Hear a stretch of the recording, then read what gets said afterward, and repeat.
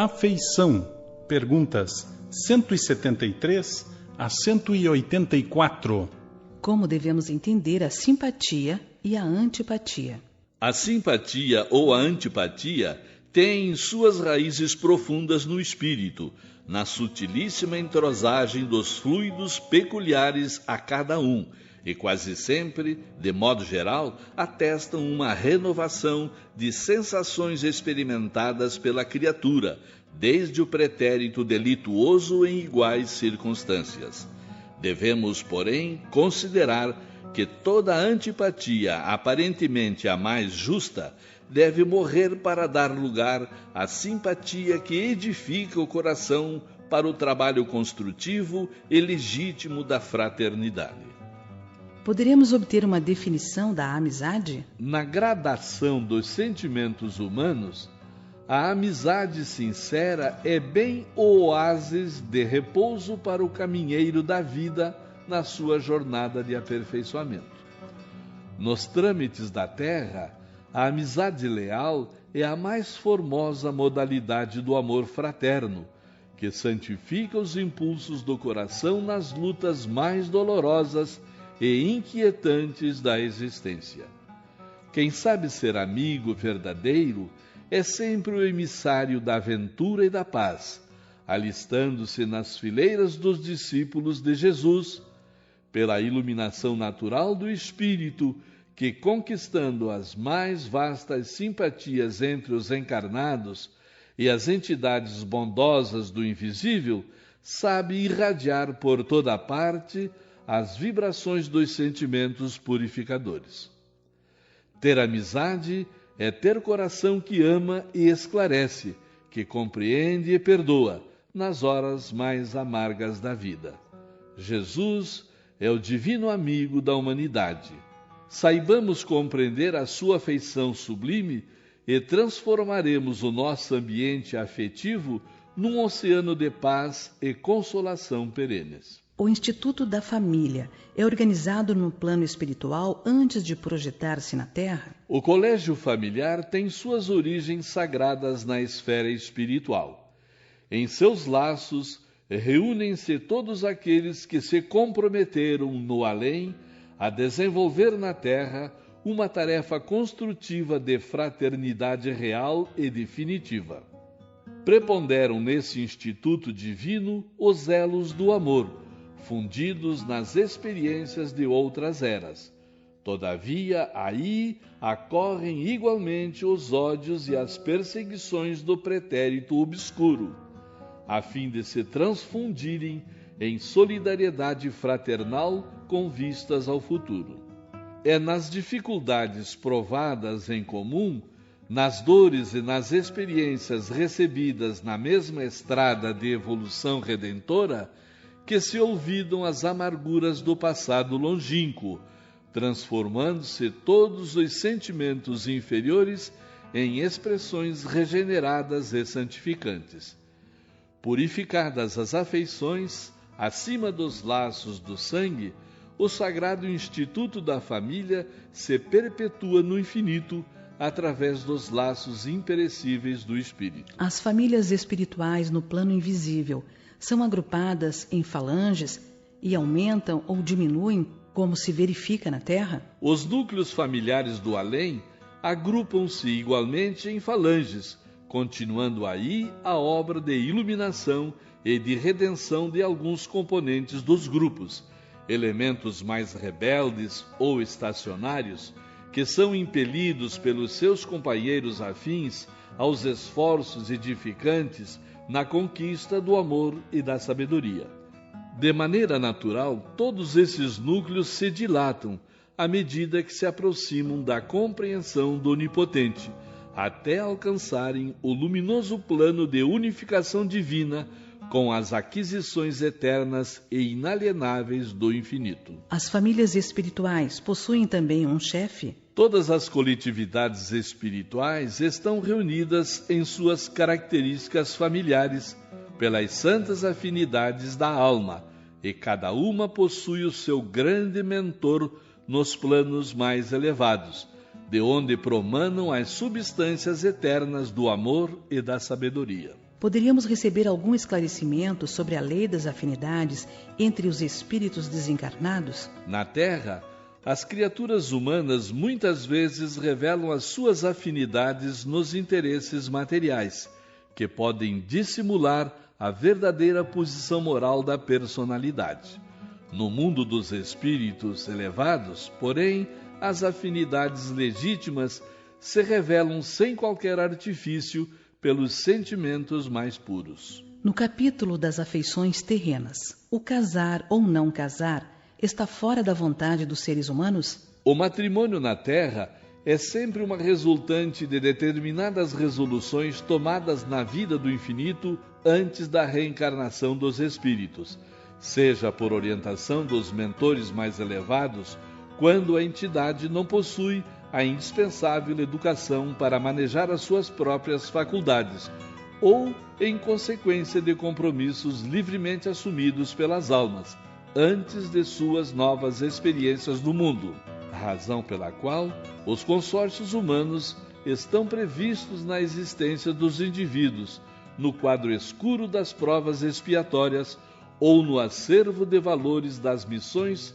que regeneram e santificam. A indiferença nas manifestações de sensibilidade afetiva dentro dos processos de evolução da vida na Terra, nas horas de dor e de alegria, é atitude justificável como medida de vigilância espiritual? A indiferença que se traduz por cristalização dos sentimentos é sempre perigosa para a vida da alma. Todavia, existem atitudes no domínio da exteriorização emocional que se justificam pela nobreza de suas expressões educativas. Como entender o sentimento da cólera nos trâmites da vida humana? A cólera não resolve os problemas evolutivos e nada mais significa que um traço de recordação dos primórdios da vida humana em suas expressões mais grosseiras. A energia serena edifica sempre na construção dos sentimentos purificadores, mas a cólera impulsiva, nos seus movimentos atrabiliários, é um vinho envenenado de cuja embriaguez a alma desperta sempre com o coração tocado de amargosos ressaibos. O remorso é uma punição? O remorso é a força que prepara o arrependimento, como este é a energia que precede o esforço regenerador. Choque espiritual nas suas características profundas, o remorso é o interstício para a luz, através do qual recebe o homem a cooperação indireta de seus amigos do invisível, a fim de retificar seus desvios e renovar seus valores morais na jornada para Deus. Como se interpreta o ciúme no plano espiritual? O ciúme, propriamente considerado nas suas expressões de escândalo e de violência, é um indício de atraso moral ou de estacionamento no egoísmo, dolorosa situação que o homem somente vencerá a golpes de muito esforço na oração e na vigilância, de modo a enriquecer o seu íntimo com a luz do amor universal, começando pela piedade para com todos os que sofrem e erram, guardando também a disposição sadia para cooperar na elevação de cada um. Só a compreensão da vida, colocando-nos na situação de quem errou ou de quem sofre, a fim de iluminarmos o raciocínio para a análise serena dos acontecimentos, poderá aniquilar o ciúme no coração, de modo a cerrar-se a porta ao perigo, pela qual toda alma pode atirar-se a terríveis tentações com largos reflexos nos dias do futuro.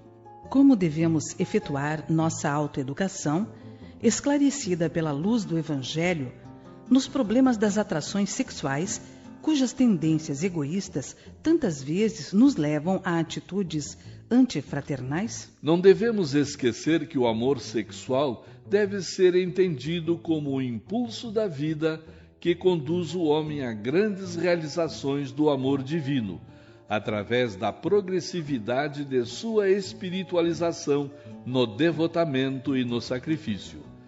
Toda vez que experimentardes disposições antifraternais em seu círculo, Isso significa que preponderam em vossa organização psíquica as recordações prejudiciais tendentes ao estacionamento na marcha evolutiva.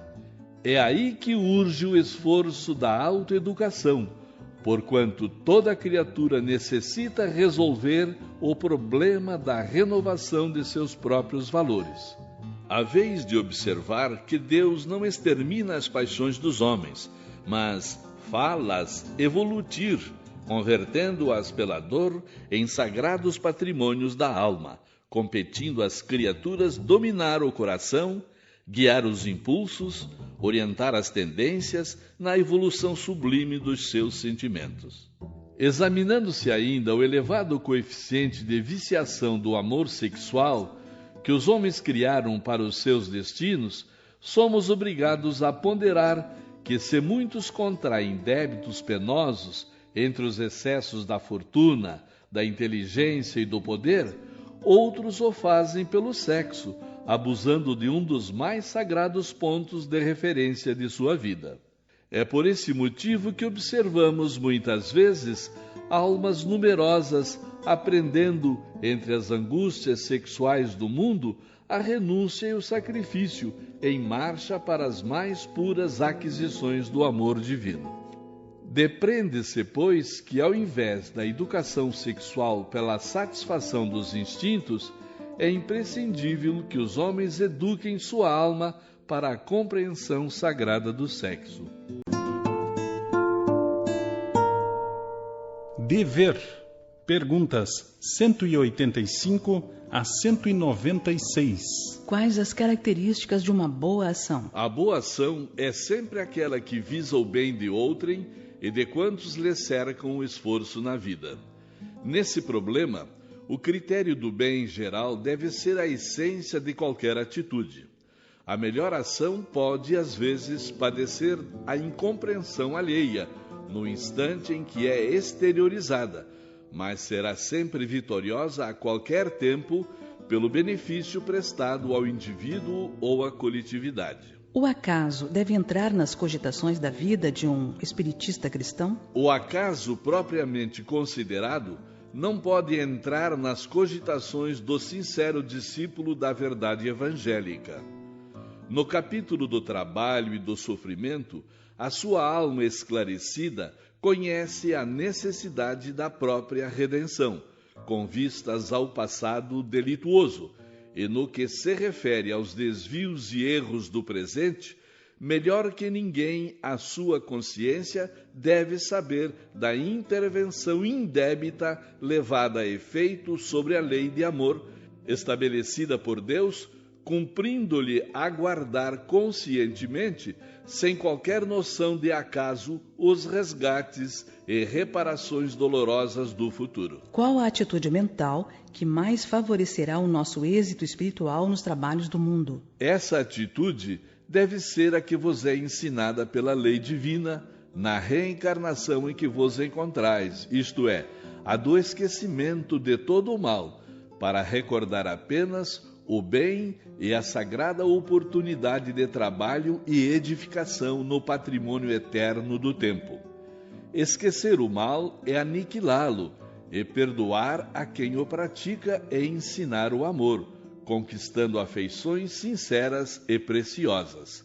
Daí a necessidade do perdão no mundo, para que o incêndio do mal possa ser exterminado, devolvendo-se a paz legítima aos corações. Como devem proceder os cônjuges para o bem cumprir seus deveres? O matrimônio, muito frequentemente na Terra, constitui uma prova difícil, mas redentora.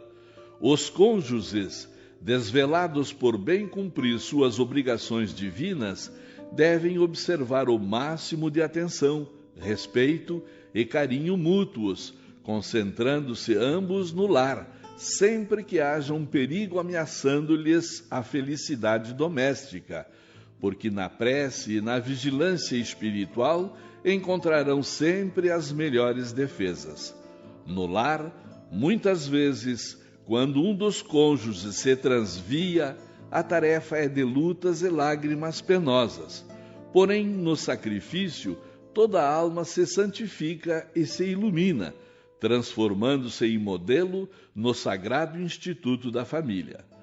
Para alcançar a paciência e o heroísmo domésticos, faz-se mister a mais entranhada fé em Deus, tomando-se como espelho divino a exemplificação de Jesus no seu apostolado de abnegação e de dor à face da terra. Que deve fazer a mãe terrestre para cumprir evangelicamente os seus deveres, conduzindo os filhos para o bem e para a verdade? No ambiente doméstico, o coração maternal deve ser o expoente divino de toda a compreensão espiritual e de todos os sacrifícios pela paz da família.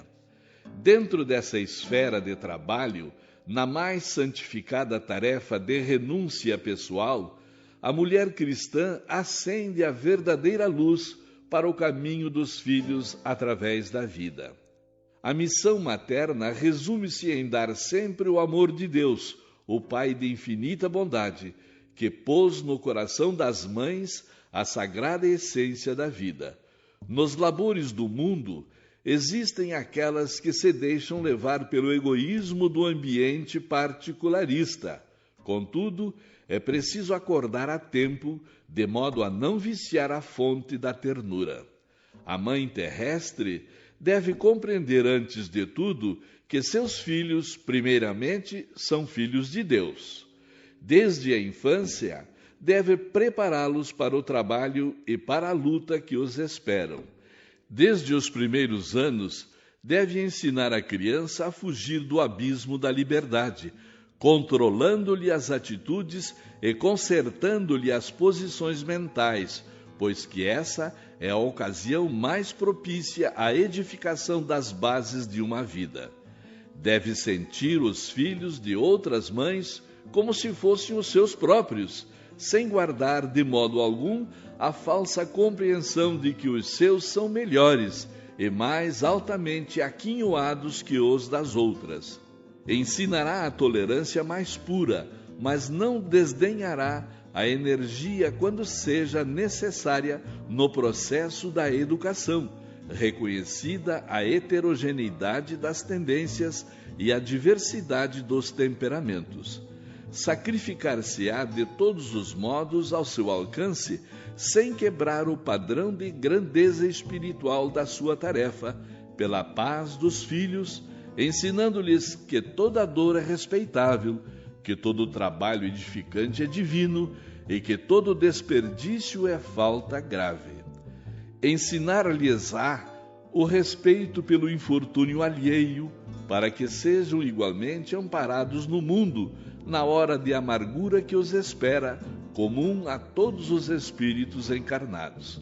Nos problemas da dor e do trabalho, da provação e da experiência, não deve dar razão a qualquer queixa dos filhos, sem exame desapaixonado e meticuloso das questões, levantando-lhes os sentimentos para Deus, sem permitir que estacionem na futilidade ou nos prejuízos morais das situações transitórias do mundo. Será ela no lar o bom conselho sem parcialidade, o estímulo do trabalho e a fonte de harmonia para todos. Buscará na piedosa Mãe de Jesus o símbolo das virtudes cristãs, transmitindo aos que a cercam os dons sublimes da humildade e da perseverança, sem qualquer preocupação pelas gloríolas efêmeras da vida material. Cumprindo esse programa de esforço evangélico, na hipótese de fracassar em todas as suas dedicações e renúncias, compete às mães incompreendidas entregar o fruto de seus labores a Deus, prescindindo de qualquer julgamento do mundo, pois que o Pai de misericórdia saberá apreciar os seus sacrifícios e abençoará as suas penas no Instituto Sagrado da Vida Familiar. Quando os filhos são rebeldes e incorrigíveis, impermeáveis a todos os processos educativos, como devem proceder os pais? Depois de movimentar todos os processos de amor e de energia no trabalho de orientação educativa dos filhos, é justo que os responsáveis pelo Instituto Familiar sem descontinuidade da dedicação e do sacrifício, esperem a manifestação da providência divina para o esclarecimento dos filhos incorrigíveis, compreendendo que essa manifestação deve chegar através de dores e de provas acerbas, de modo a semear-lhes com êxito o campo da compreensão e do sentimento. Como poderão os pais despertar no íntimo do filho rebelde as noções sagradas do dever e das obrigações para com Deus Todo-Poderoso, de quem somos filhos? Depois de esgotar todos os recursos a bem dos filhos, e depois da prática sincera de todos os processos amorosos e enérgicos pela sua formação espiritual, sem êxito algum, é preciso que os pais estimem nesses filhos adultos que não lhes apreenderam a palavra e a exemplificação, os irmãos indiferentes ou endurecidos de sua alma, comparsas do passado delituoso, que é necessário entregar a Deus, de modo que sejam naturalmente trabalhados pelos processos tristes e violentos da educação do mundo. A dor tem possibilidades desconhecidas para penetrar os espíritos, onde a linfa do amor não conseguiu brotar, não obstante o serviço inestimável do afeto paternal humano. Eis a razão pela qual, em certas circunstâncias da vida, faz-se mister que os pais estejam revestidos de suprema resignação, reconhecendo no sofrimento que persegue os filhos a manifestação de uma bondade superior, cujo buril oculto, constituído por sofrimentos, remodela e aperfeiçoa com vistas ao futuro espiritual. A mentira retarda o desenvolvimento do espírito? Mentira não é ato de guardar a verdade para o momento oportuno, porquanto essa atitude mental se justifica na própria lição do Senhor, que recomendava aos discípulos não atirarem a esmo a semente bendita dos seus ensinos de amor. A mentira é a ação capciosa que visa o proveito imediato de si mesmo, em detrimento dos interesses alheios em sua feição legítima e sagrada.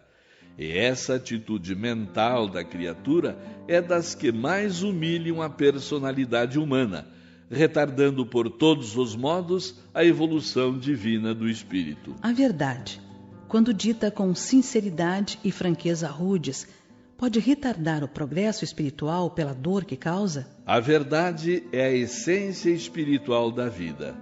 Cada homem ou cada grupo de criaturas possui o seu quinhão de verdades relativas, com o qual se alimentam as almas nos vários planos evolutivos. O coração, que retém uma parcela maior, está habilitado a alimentar seus irmãos a caminho de aquisições mais elevadas. Todavia, é imprescindível o melhor critério amoroso na distribuição dos bens da verdade, porquanto esses bens devem ser fornecidos de acordo com a capacidade de compreensão do espírito, a que se destina o ensinamento, de maneira que o esforço não se faça acompanhar de resultados contraproducentes. Ainda aqui, podemos examinar os exemplos da natureza material. A nutrição de um menino deve conter a substância mantenedora da vida, mas não pode ser análoga à nutrição do adulto.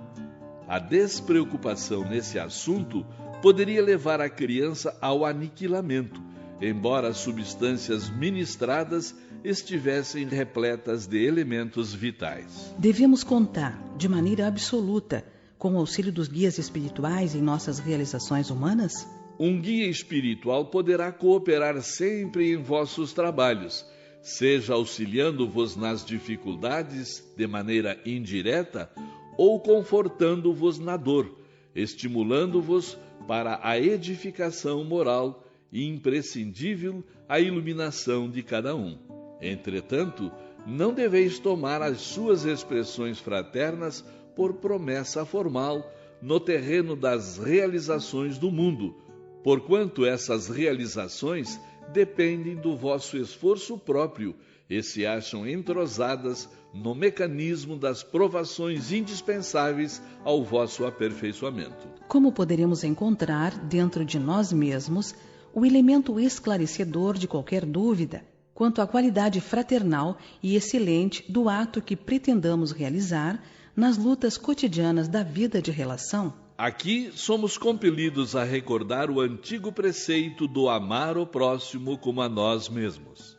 Em todos os seus atos, o discípulo de Jesus deverá considerar se estaria satisfeito recebendo-os de um seu irmão na mesma qualidade, intensidade e modalidade com que pretende aplicar o conceito ou exemplo aos outros.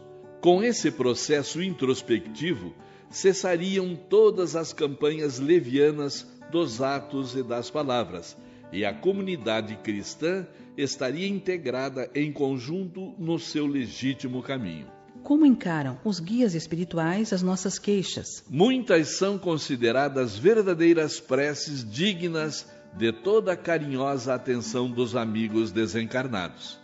A maioria, porém, não passa de lamentação estéril a que o homem se acostumou como a um vício qualquer, porque se tendes nas mãos o remédio eficaz com o Evangelho de Jesus e com os consoladores esclarecimentos da doutrina dos Espíritos, a repetição de certas queixas traduz má vontade na aplicação legítima do conhecimento espiritista a vós mesmos.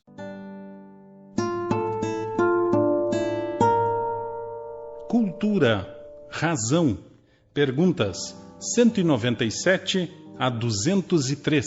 Como se observa no plano espiritual o patrimônio da cultura terrestre? Todas as expressões da cultura humana são apreciadas na esfera invisível como um repositório sagrado de esforços do homem planetário em seus labores contínuos e respeitáveis.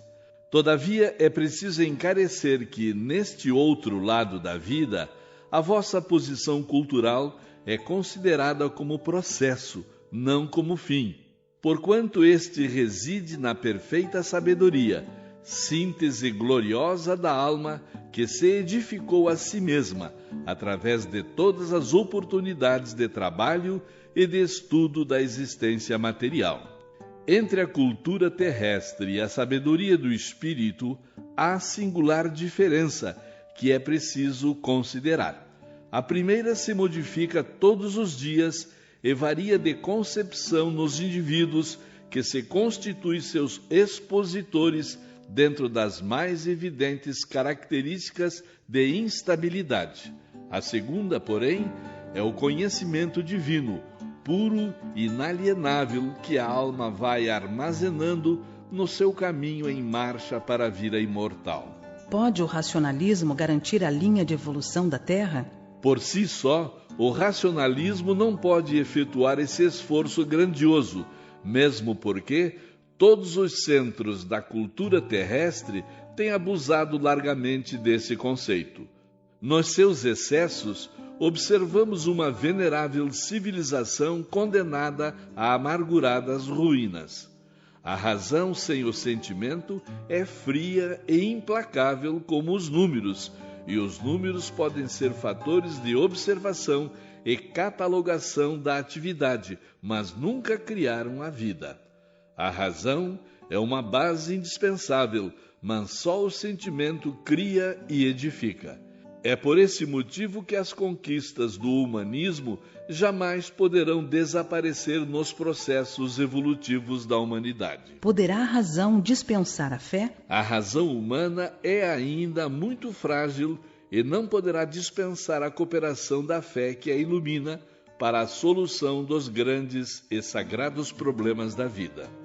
Em virtude da separação de ambas, nas estradas da vida, é que observamos o homem terrestre no desfiladeiro terrível da miséria e da destruição. Pela insânia da razão, sem a luz divina da fé, a força faz as suas derradeiras tentativas para assenhorar-se de todas as conquistas do mundo. Falastes demasiadamente de razão e permaneceis na guerra da destruição, onde só perambulam miseráveis vencidos. revelaste as mais elevadas demonstrações de inteligência, mas mobilizais todo o conhecimento para o morticínio sem piedade. Pregastes a paz, fabricando os canhões homicidas. Pretendestes haver solucionado os problemas sociais, intensificando a construção das cadeias e dos prostíbulos. Esse progresso é o da razão sem a fé, onde os homens se perdem em luta inglória e sem fim. Onde localizar a origem dos desvios da razão humana? A origem desse desequilíbrio reside na defecção do sacerdócio nas várias igrejas que se fundaram nas concepções do cristianismo, ocultando a verdade para que prevalecesse os interesses econômicos de seus transviados expositores. As seitas religiosas operaram o desvirtuamento da fé, fixando a sua atividade por absoluta ausência de colaboração com o raciocínio no caminho infinito de conquistas da vida. No quadro dos valores racionais, ciência e filosofia se integram mutuamente, objetivando as realizações do espírito? Ambas se completam no campo das atividades do mundo, como dois grandes rios que, servindo a regiões diversas na esfera da produção indispensável à manutenção da vida, se reúnem em determinado ponto do caminho para desaguarem juntos no mesmo oceano que é o da sabedoria. No problema da investigação, há limites para a aplicação dos métodos racionalistas? Esses limites existem, não só para a aplicação, como também para a observação. Limites esses que são condicionados pelas forças espirituais que presidem a evolução planetária, atendendo à conveniência e ao estado de progresso moral das criaturas. É por esse motivo que os limites das aplicações e das análises chamadas positivas sempre acompanham e seguirão sempre o curso da evolução espiritual das entidades encarnadas na Terra.